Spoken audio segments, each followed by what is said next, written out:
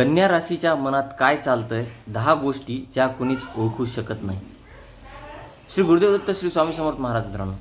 मित्रांनो, तुमच्या आजूबाजूला एक कन्या राशीची व्यक्ती आहे का, जी खूप शांत, समजदार पण कधी-कधी समजायला कठीण वाटते?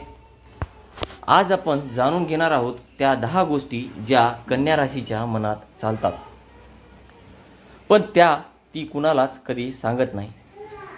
थोडे गूढतेने पुढे जाऊ शकतात।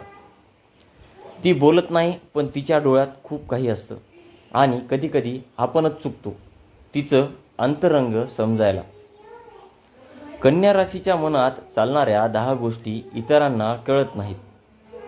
आता ते कोणत्या 10 गोष्टी आहेत, मी तुम्हाला एक एक करून सांगतो। तर पहिली गोष्ट आहे अतिविचारांची साखळी। कोणतीही गोष्ट एकदा ऐकली की तिच्यावर खूप वेळ विचार करणं हे कन्या राशीचं वैशिष्ट्य आहे। इतरांना वाटतं की त्या शांत आहेत, पण आतून त्या खूप काही विचार करत असतात। नंबर 2, स्वतःच्या चुका सतत आठवणं। कुठे चुकलं, काय सुधारता आलं असतं हे विचार सतत मनात येतात। स्वतःला इतरांपेक्षा कठोरपणे जज करत राहतात। नंबर 3, परफेक्शनची अपेक्षा। प्रत्येक कामात परिपूर्णता हवी असते, त्यामुळे लहान गोष्टीवर सुद्धा ते लक्ष देतात। इतरांना हे मुळंक वाटू शकतं। नंबर 4, भावनांचं कंट्रोल प्रदर्शन। कन्या राशीचे व्यक्ती खोल भावनिक असतात, पण त्या क्वचित भावना उघडपणे व्यक्त करतात। त्यांचं हसणं देखील आतल्या विचारांनी प्रभावित असतं। नंबर 5, सतत निरीक्षण करत राहणं। कुठे काय सुरू आहे, कोण काय बोलतंय, कोणाचा स्वभाव कसा आहे, या गोष्टी त्या सतत मनात टिपत असतात, पण इतरांना त्यांचा अंदाज लागत नाही।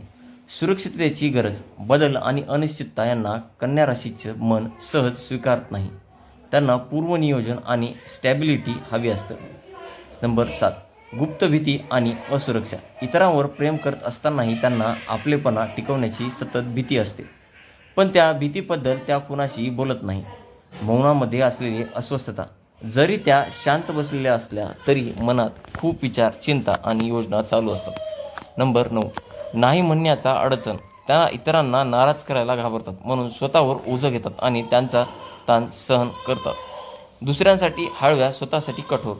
त्या इतरांची काळजी घेतात, मदतीला धावून जातात, पण स्वतः बाबतीत फार कठोर असतात, इमोशनली आणि मानसिक दृष्ट्या। कन्या राशीचं मन जरी शांत वाटलं तरी त्यात एक गूढ विश्व दडलंय। त्याला समजून घ्यायला वेळ द्या आणि अजून अशाच अंतर्मुख गोष्टी जाणून घेण्यासाठी नक्की चॅनलला सबस्क्राईब करा। पुन्हा भेटू अशाच पुढच्या एका विषयासह। तोपर्यंत धन्यवाद। श्री गुरुदेव दत्त श्री स्वामी समर्थ। आणि कमेंटमध्ये व्हिडिओला हाईप नक्की करा। धन्यवाद।